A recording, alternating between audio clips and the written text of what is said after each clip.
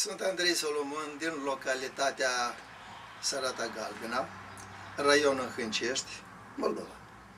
Vârsta? Da, vârsta anul ăsta, pe data de 4 august, am să împlinesc 71 de ani. Mulți înainte, sănătate. Și mă gândesc că dacă mi-ar da Domnul încă vreo câțiva ani, că îmi pare că mult n-am făcut și aș vrea să mai fac ceva. Dar aici, cele mai greu, e că este atobușoarele astea, primele cele mai greu de aranjat, ca să sune așa cum trebuiește.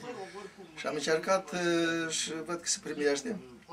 Dar mai este cum spune, o formă de...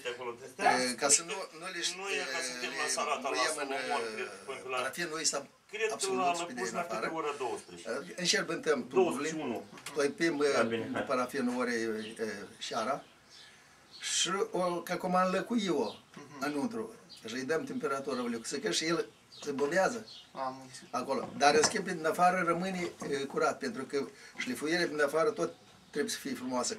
Și atunci parafinul ăsta, când luăm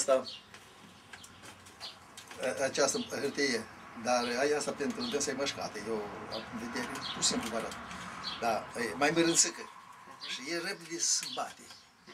Dar ca să nu se bată, noi, cum spunem, facem o altă formă de îmbobare, numai înăuntru și din afară. Că nouă ne trebuie înăuntru să fie ceea ce trebuiește.